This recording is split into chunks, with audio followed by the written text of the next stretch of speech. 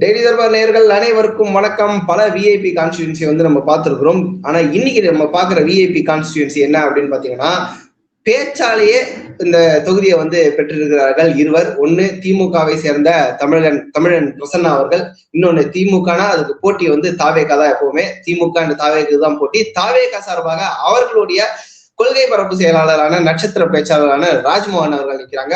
S, அதிமுகவும் நிக்குது, அபிஷேக் ரங்கசாமி அவர்கள். நாம் தமிழர் சார்பாக சரண்யா அவர்களும் நிக்கிறாங்க. சோ இங்க எக்மோர் எழும்பூர் தொகுதியை வந்து பார்க்கும்பொழுது தாவேகா சார்பாக ராஜ்மோகன் கொடுத்தது ஒரு நல்ல வாய்ப்பா அப்படின்றதையும் நம்ம பார்க்கணும். ஏன்னா எழும்பூர்ல நான் நிக்க போறேன் அப்படின்ட்டு விஜய் அறிவிக்கிறதுக்கு முன்னாடியே ராஜ்மோகன் அவர்கள் அறிவித்தாரு. தமிழன் பிரசன்னா ஒரு நோட்டபிள் ஃபேஸா திமுக இருக்காரு. இங்கே வெல்ல போவது யார்? வணக்கம் பார்த்த சார், உங்களுடைய நம்பர். வணக்கம் வணக்கம். அதாவது இதை முதல்ல நம்ம பார்க்கும்போது இந்த கீழே இருக்கிற சார்ட்டை பார்த்துருங்க எல்லாரும். ஏன்னா இது வந்து திமுக வந்து கடந்த 11 எலெக்ஷன்ல 10 எலெக்ஷன் வின் பண்ணிருக்கு. 1980ல காங்கிரஸ் கூட்டணியில இருந்த போது காங்கிரஸ் கூட்டணியில வின் பண்ணியிருக்கிறாங்க.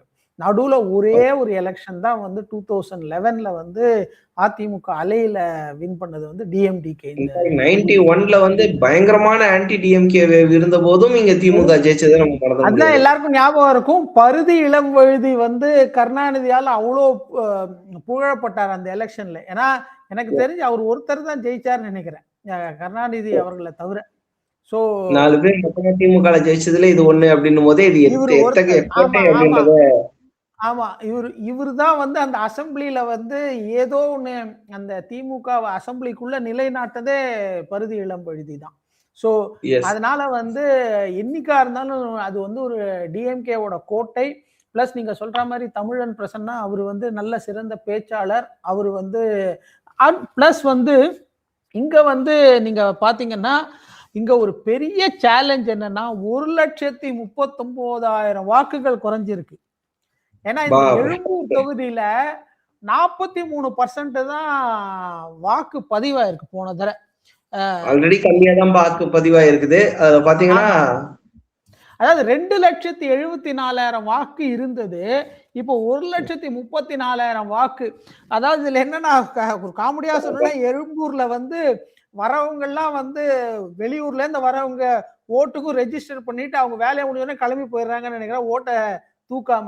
ஏன்னா இல்லாட்டி வந்து இருக்கிறதுலே 1,39,000 வாக்குகள் எப்படி இங்க நீக்கப்படும்? சோ கற்பனைக்கே எட்டாத இதுவா இருக்குது. கிட்டத்தட்ட 1.5 லட்சம் வாக்குகளுக்கு ஒரு ரவுண்ட் ஆஃபா சொன்னோம்னா. ஆமா, ஓகேங்களா. அந்த மார்ஜின் வந்து இப்ப இதுல வந்து இப்போ வந்து போன தடவை விழுந்த வாக்குகளே 1,18,000 வாக்குகள் தான்.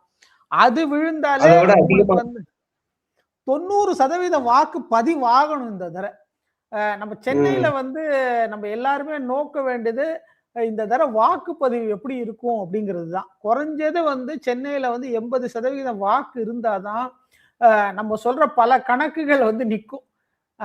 அதுவே இல்லாட்டி வந்து பல கணக்குகள் வந்து தவறாக போறதுக்கு தான் சென்னையில வாய்ப்பு இருக்கு. எல்லா சீஃபாலஜிஸ்டுக்குமே இது ஒரு டேஞ்சர், அனலிஸ்டுக்குமே இது ஒரு பெரிய danger.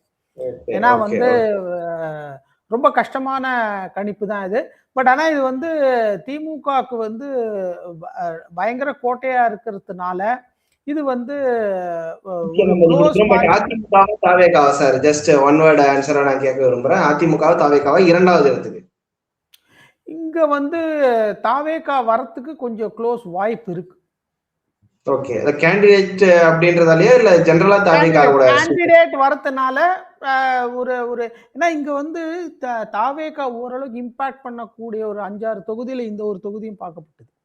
Okay okay okay okay yes sir, thank you. And Egmore தொகுதியை பொறுத்த வரைக்கும் நம்ம ஏற்கனவே பார்த்திருக்கோம். 1991 எலெக்ஷன், அதாவது டிஎம்கேவோட லோயஸ்ட் பெர்ஃபார்மன்ஸ் அந்த எலெக்ஷன்லயே எழும்பூர் தொகுதியை வந்து அவங்க ஜெயித்திருக்காங்க. பட் 2011ல தோத்து இருந்தாலும் நம்ம ஒரு பெஞ்ச் மார்க்காக எடுக்கணும்னா 91லயே அவங்க டிஎம்கே வந்து இதை தக்க வைத்ததால் இது வந்து ஒரு பெரிய டஃபாக இருக்க போறது இல்ல. தமிழன் பிரசன்னா அவர்கள் எம்எல்ஏவாக உள்ளே நுழைய போவது உறுதி அப்படின்றதான் நம்மளுடைய அனலிஸ்ட் பாக்குற ஒரு விஷயமாக இருக்கிறது. ராஜ்மோகன் அவர்கள் நோன் கேண்டிடேட்டாக இருந்தாலும் தாவேகா இந்த ஏரியால வந்து ஒரு நல்ல இம்பாக்ட் கொடுக்கக்கூடிய ஒரு விஷயமாக இருந்தாலும் 2ஆம் இடம் தான் வருவார். அதிமுக 3ஆம் இடம் தள்ளப்படுவதற்கான வாய்ப்பு இருக்கு அப்படின்றதையும் பார்த்து சார் சொல்லியிருக்காரு. எஸ், எழும்பூர் தமிழன் பிரசன்னா திமுக வெல்ல போகிறது அப்படின்னு தான் நம்ம அனாலிசிஸ் பண்ணிக்கிறோம். மிக்க நன்றி சார். மீண்டும் இன்னொரு தொகுதியில் சந்திக்கிறேன். வணக்கம்.